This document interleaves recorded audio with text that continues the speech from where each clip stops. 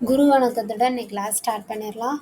அதுக்கு முன்னாடி எல்லாத்துக்கும் பிலேட்டட் தமிழ் புத்தாண்டு நல்வாழ்த்துக்கள். ஆக்சுவலாக இந்த வீடியோ வந்து தமிழ் புத்தாண்டு அன்னைக்கு லான்ச் பண்ணணும் தான் தமிழ் வீடியோ வச்சுருந்தான். ஆனால் வந்து சில ரீசன்ஸ்னால என்னால் போட முடியலை. So sorry. ஸோ இப்போ கிளாஸ் ஸ்டார்ட் பண்ணிடலாம். தமிழ் ஓகேவா? ஓகே. 8th ஸ்டாண்டர்டில் தமிழ் 1ல் என்ன பார்க்க போகிறோம்னா தமிழ் இன்பம். அதோட தலைப்பில் என்ன செய்ய போகிறோங்க, தமிழ் மொழி வாழ்த்து பார்க்கலாம். ஏன் ஃபஸ்ட்டு நான் சூஸ் பண்ணேன்னா, தமிழ் இன்பம் வந்து தமிழ் படிக்க வந்து எல்லாருமே என்ன பண்ணுறோம், தமிழ் தான் படிக்கிறோம் இல்லையா? ஸோ நம்மளை சுற்றி நம்ம பிறந்ததுலேருந்து தமிழ் தான் பேசுகிறோம், தமிழ் எழுதுகிறோம், தமிழ் வீட்டில் தமிழ் பேசுகிறோம், ஸ்கூலில், வெளியில், கடையில் எல்லாத்துலேயும் மேக்ஸிமம் என்ன பண்ணோம், தமிழ் இல்லை, தமிழ் தெரியாதுன்ற மாதிரி யாருமே இல்லை. ஸோ நம்மளை சுற்றி நடக்கிற ஒரு விஷயத்தை தான் நம்ம படிக்க போகிறோம் தமிழ். சரியா? அப்போ அதை எவ்வளோ தூரம் நம்ம புரிஞ்சு அண்டர்ஸ்டாண்ட் பண்ணி படிக்கணும்னு தெரிஞ்சுட்டு படிக்க ஸ்டார்ட் பண்ணலாம். தமிழ் படிக்கிறதுனால நமக்கு என்ன பண்ண முடியும், நிறைய திறன்கள் வளரும் இல்லையா? அப்படி தானே? சரி, ஓகே. செய்யுளை படித்து அதன் நயங்களை போற்றும் திறன். நயங்கள்னா செய்யுள், அதோட அழகு, சொல்லோட வலிமை, சொல்லோட அழகு, அந்த மாதிரி திறன் வளரும் நமக்கு. மரபுகளை அறிந்து பயன்படுத்தல். மரபுகள்னா பறவை என்ன செய்யும், பறக்கும். பறவைன்னு முன்னோர்கள் சொல்லியிருக்காங்க. ஸோ நம்ம பறவைன்னு தான் சொல்கிறோம். மரம் சொன்னாங்க, நம்ம மரம் தான் சொல்லியிருக்கோம். மரபு வந்து அதுதான். அதை அப்படியே நம்ம தொடர்ந்து பயன்படுத்திக்கிட்டே வரோம். தமிழ் எழுத்துக்களோட வளர்ச்சி நிலை எப்படி இருந்துச்சுன்னு பார்க்க போகிறோம். ஓரெழுத்து ஒரு மொழியை அடிப்படையாக கொண்டு சொல்லாட்சி திறனை எப்படி வளர்த்தாங்கன்னு பார்க்க போகிறோம். பிறப்பு முறைகள், சொற்கள் எந்தெந்த இடத்துலலாம் பிறக்குது, அதை எப்படி ஒழிக்கிறது, அந்த மாதிரி பார்க்க போகிறோம். ஓகேவா?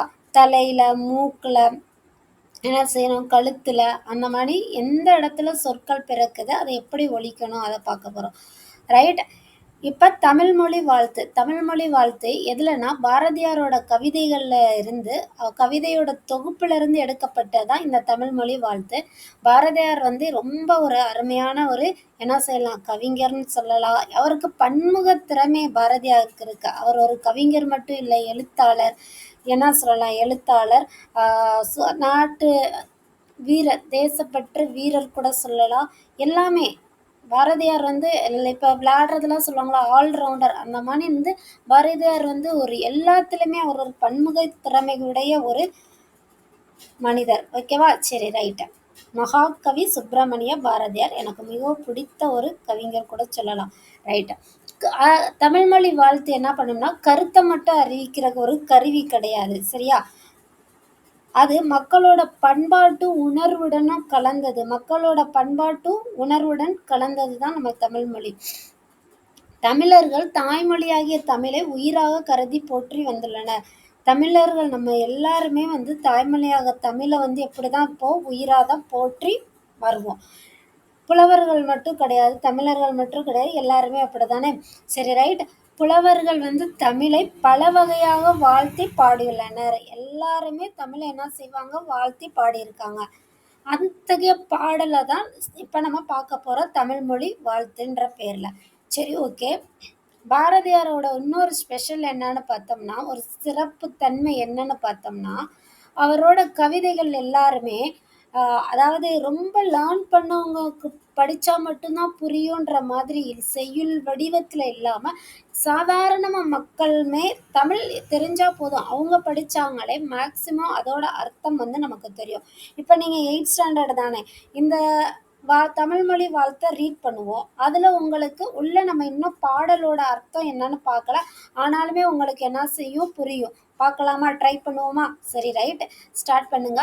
வாழ்க நிரந்தரம், வாழ்க தமிழ்மொழி, வாழிய வாழியவே, வானம் மலர்ந்தது அனைத்தும் அளந்திடு வன்மொழி வாழியவே, ஏழ்கடல் வைப்பினும் தன்மனம் வீசி இசைக்கொண்டு வாழியவே, எங்கள் தமிழ்மொழி, எங்கள் தமிழ்மொழி என்றென்றும் வாழியவே, சூழ்களி நீங்க தமிழ்மொழி ஓங்கத் துலங்குக வையகமே, தொல்லை வினைதரு தொல்லை அகன்று சுடர்க தமிழ்நாடே, வாழ்க தமிழ்மொழி, வாழ்க தமிழ்மொழி, வாழ்க தமிழ்மொழியே, வானம் அறிந்ததனைத்தும் அறிந்து வளர்மொழி வாழியவே.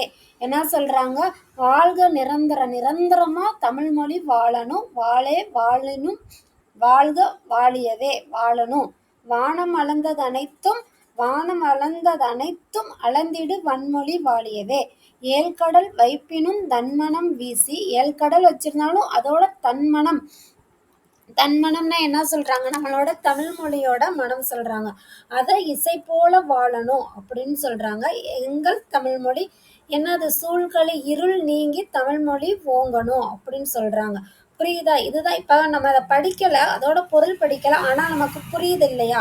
அதான் சொல்றது. பாரதியார் அப்பவே என்ன செய்வாரு, நம்ம எழுதுறது அனைத்து மக்களுக்கும் போய் சென்றடையணும்ன்ற விஷயத்துல பாரதியார் எப்படி இருந்திருக்காரு? அதை ஒரு குறிக்கோளாவே இருந்திருக்காரு. சாதாரண மக்களுக்கும் பாரதியாரோட கவிதைகள் புரியும்.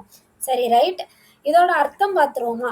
தமிழ் மொழி எக்காலத்தும் நிலை பெற்று வாழ்க. என்ன சொல்லியிருக்காரு? எக்காலத்தும் நிலை பெற்று வாழ்க. எல்லாவற்றையும் அறிந்து உரைக்கும் வளமான தமிழ்மொழி. எல்லாவற்றையும் உரைக்கும் சொல்லல, அறிந்து உரைக்கும் வளமான தமிழ்மொழி சொல்லியிருக்காங்க. 7 கடலால் சூழப்பட்ட நிலப்பகுதி முழுவதும். 7 கடலால சூழப்பட்ட அப்படின்னா உலகம். கடலால சூழப்பட்ட நிலப்பகுதி இருக்கும்ல, அதுல எல்லாத்துலயும் நம்மளோட தமிழ் மொழியோட இலக்கிய மனத்தை பரவ செய்யற ஒரு மொழி. தமிழ் மொழி உலகம் உள்ளவரையிலும் வாழணும்னு சொல்றாரு பாரதியார். தமிழ் மொழி எப்படி வாழணுமா? உலகம் உள்ளவரையிலும் வாழணும். அறியாமை இருள் நீங்கட்டும், மேன்மையுற்று உலகம் முழுதும் சிறப்படைக. மேன்மையுற்று உலகம் முழுவதும் சிறப்படைக. பொருந்தாத பழைய கருத்துக்களால் உண்டாகும் துன்பங்கள் நீங்கி தமிழ்நாடு ஒளிர்க. ஒளிர்கள்னா மின்னுதல். என்ன சொல்ல? மேன்மையுற்று இருப்பாங்களா, அதை தான் சொல்றாரு. தமிழ்நாடு ஒளிர்க, துன்பங்கள் நீங்கி. சரியா? என்றென்றும் தமிழ் மொழி வாழ்க. புரியுது தானே? என்றென்றும் தமிழ் மொழி வாழ்க. இதுதான் அந்த பாடலோட பொருள். சரியா? அதுக்கடுத்து நூல்வெளி. ஆரம்பத்திலே சொன்ன மாதிரி பாரதியார் பன்முக ஆற்றல் கொண்டவர். சொன்னலையா, கவிஞர். அவர் ஒரு கவிஞர், எழுத்தாளர், இதழாளர், சமூக சீர்திருத்த சிந்தனையாளர், விடுதலை போராட்ட வீரர். ஸோ பாரதியாருக்கு அது எழுதுறது மட்டும் இல்லை, எல்லாமே அவருக்கு இருக்கு. அவர் ஒரு சமூக சீர்திருத்த சிந்தனையாளராக இருக்காரு, விடுதலை போராட்ட வீரராக இருக்காரு, கவிஞராக இருக்காரு.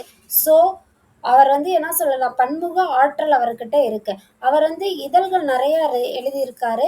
ஸோ அதுல 2 தான் கொடுத்துருக்காங்க. இந்தியா விஜயான்ற இதழ்கள் நடத்தி விடுதலை போருக்கு வித்திட்டவர்.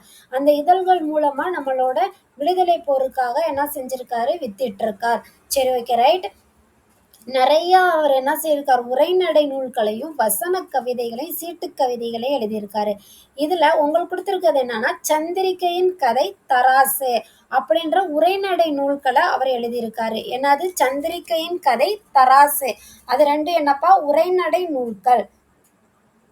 பாரதிதாசன் இவரை எப்படிலாம் புகழ்ந்திருக்காரு அப்படின்னு பார்க்க போறோம். யாரு பாரதிதாசன்னா, பாரதியார் ஸ்டூடெண்ட் சொல்லலாம். பாரதியார் மேல கொண்ட பற்றின் காரணமாக அவரோட பேர் என்ன மாத்திக்குவாருன்னா பாரதிதாசன் மாத்திக்குவாரு. சரி, ஓகே. அவர் நம்ம பாரதியார் என்னலாம் சொல்லியிருக்காருன்னு பார்த்தா, சிந்துக்கு தந்தை, செந்தமிழ் தேனி, புதிய அறம்பாட வந்த அறிஞன், மரம் பாட வந்த மறவன் அப்படின்னு நம்மளோட பாரதியாரை இவர் புகழ்ந்து பாடியிருக்காரு. நம்ம படிக்கிற இந்த தமிழ் மொழி வாழ்த்து பாரதியாரோட கவிதை தொகுப்புல இருந்து தான் எடுத்திருக்கோம். சரி, ரைட். இப்ப சொல்லும் பொருளும் பார்ப்போம். சரியா? நிரந்தரம்னா காலம் முழுமையும். நிரந்தரமா உனக்கு ஏதாவது ஒண்ணு செய்யணும்னு சொல்லுவாங்களா? அப்ப அதுக்கு அர்த்தம் என்னன்னா காலம் முழுமையும். வன்மொழி, வளமிக்க மொழி. வன்மொழினா என்னது? வளமிக்க மொழி. வைப்புனா நிலப்பகுதி. வைப்புனா என்னது? நிலப்பகுதி. இசைனா என்னது? புகழ். சூழ்களி, சூழ்ந்துள்ள அறியாமை இருள் நீங்கணும்னு சொல்லியிருந்தாருல பாரதியார் பாட்டுல. அதுக்கு என்ன சொல்லியிருப்பாரு? சூழ்களின்னு சொல்லியிருப்பாரு. அதான் சூழ்ந்துள்ள அறியாமை இருள். தொல்லைனா என்ன சொல்லலாம்? பழமை, இல்லைன்னா துன்பம். தொல்லைனா என்னது? பழமை, துன்பம். ரைட். இப்ப சரியான விடையை தேர்ந்தெடுத்து எழுதுக. ஃபர்ஸ்ட் ஒன், மக்கள் வாழும் நிலப்பகுதியை குறிக்கும் சொல் என்னது? வைப்பு. இப்பதான் பார்த்தோம்ல வைப்பு. வைப்புனா என்னது? மக்கள் வாழ்ற நிலப்பகுதியை குறிக்கும் சொல். என்றென்றும் என்னும் சொல்லை பிரித்தெழுத கிடைப்பது இந்த என்றென்றும்ல இந்த ட்ரே மூணாவது லெட்டரை பாருங்களேன், ட்ரே. அதை எப்படி பிரிக்கலாம்? ட்ரூ பிளஸ் ஏ தான் ட்ரே. புரியுதா? அப்ப என்று கூட்டல் என்றும். இந்த கூட்டல் பக்கத்துல ட்ரூ பிளஸ் ஏ இருக்கா? அந்த ரே எப்படி பிரிக்கிறாங்க? True plus A. இப்படிதான் நம்ம வந்து பிரிக்கணும். சேர்த்து எழுதுறதுக்கும் அதே போல அந்த பிளஸ் கூட்டல் குறியீடு பக்கத்துல உள்ள லெட்டரை தான் நம்ம என்ன செய்யணும்? பார்க்கணும். அதை சேர்த்து எழுதுனா என்ன கிடைக்குதோ அதுதான் அங்க என்ன செய்யணும்? கொடுத்துருப்பாங்க. புரியுதா? அப்ப இந்த ட்ரே எப்படி பிரியுது? True plus A. வேற எங்கேயாவது ஆப்ஷன்ல ஆன்சர்ல பாருங்க, எங்கேயாவது ட்ரூ பிளஸ் ஏன்னு இருக்கா? இல்லவே இல்லை. புரியுதா நான் என்ன சொல்ல வரேன்னு? என்றென்றும் ஏ இன் ட்ரே. ட்ரே இந்த மூணாவது லெட்டரை நல்லா கவனிங்க. இந்த கர்சர் எங்க போகுதுன்னு நல்லா கவனிங்க. இந்த ட்ரே இருக்கு இல்லையா, இத எப்படி பிரிக்கிறாங்க? True plus A. என்று கூட்டல் என்றும். அப்பனா என்றென்றும். அதே போல வானம் மலர்ந்தது. இப்ப வானம் இந்த மா இருக்கு இல்லையா, வான இந்த பக்கம் மலர்ந்தது. மாவை எடுத்துட்டு பாருங்க, ல இந்தது லந்தது. ஓகே, வான. இந்த மாவை எப்படி பிரிக்கலாம்? இம் பிளஸ் அ மா. அப்ப இம் பிளஸ் அ இங்க எங்கப்பா இருக்கு? கூட்டல் குறியீடு பக்கத்துல பாருங்க. இம் பிளஸ் அ இந்த இருக்கா ஆப்ஷன் 3ல வானம். இம் பிளஸ் அ அளந்தது. இம் பிளஸ் அ வருதா? Okay right. அப்ப வானம் கூட்டல் அளந்தது. ஃபோர்த் ஒன், அறிந்தது பிளஸ் அனைத்தும் என்பதனை சேர்த்தெழுது. தூ பிளஸ் அ எனது த. தூ பிளஸ் அ எனது த. அ ரி இன் த. இந்த தூ பிளஸ் அ சேர்த்தோம்னா இன்னொரு த. இப்ப அறிந்த, அது பக்கத்துல இன்னொரு த எங்க இருக்கு பாருங்க? ஆப்ஷன் ஈல தான் அந்த மாதிரி ஒண்ணு இருக்கு. அறிந்த தனைத்தும்.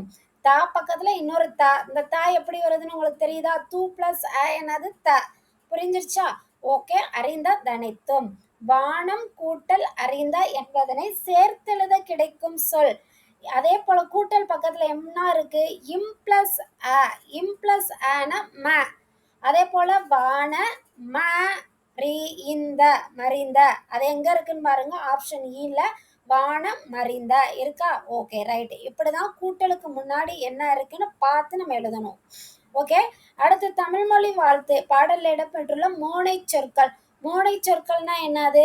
முதல் எழுத்து தான் மோனை சொற்கள். அந்த என்ன சொல்லியிருக்கோம்? அந்த தமிழ் மொழி வாழ்த்துல வாழ்க, வாழிய, வன்மொழி, வளர்மொழி, தன்மனம், தமிழ்மொழி, எங்கள், என்றென்றும் இன்னும் நிறைய இருக்கு இல்லையா? அதுல நான் என்ன எடுத்திருக்கேன்னா வாழ்க, வாழிய. இதுல முதல் லெட்டர் என்னது? முதல் எழுத்து என்னது? வா. இதுலயும் வா. வா வா வாழ்க. முதல் லெட்டர் இதுக்கும் வா, இதுக்கும் வா. சோ வா அது மோனை எழுத்து. மோனைனா முதல். முதல் எழுத்து தான் மோனை. சரியா? மூ வரிசையில வர்றனால ஞாபகம் வச்சுக்கோங்க. மோனைனா முதல் எழுத்தா இரண்டாம் எழுத்தான்னு நமக்கு சில நேரத்துல டவுட் வரும். மோனைனா முதல் எழுத்து. அந்த வரிசையில மோ. சரியா? ஓகேவா? அதனால முதல் எழுத்து ஞாபகம் வச்சுக்கோங்க இந்த மாதிரி. வன்மொழி, வளர்மொழி. இதுல வ ப. முதல் எழுத்து என்னது? ஒரே மாதிரி இருக்கு. தன்மனம், தமிழ் மொழி. த முதல் எழுத்து ஒரே மாதிரி இருக்கு. எங்கள், என்றென்றும் முதல் எழுத்து ஒரே மாதிரி இருக்கு. சோ இதுதான் மோனை சொற்களை எடுத்தெழுத. அதுல அந்த செயல் அந்த தமிழ் மொழி வாழ்த்துல போய் பாருங்க. இது இல்லாம இன்னுமே உங்களுக்கு நிறைய வேர்ட்ஸ் எடுக்க முடியும். அதை எடுத்து என்ன பண்ணுங்க? எழுதி பாருங்க.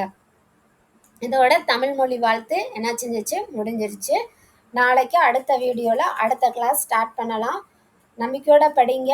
இந்த லீவை வந்து யூஸ்ஃபுல்லாக யூஸ் பண்ணுங்க. படிங்க. வீடியோ நல்லா இருந்துச்சுன்னா இந்த மாதிரி சொல்லுங்கள். பிடிச்சிருந்துச்சுன்னா சப்ஸ்கிரைப் பண்ணுங்கள். தேங்க்யூ. நன்றி.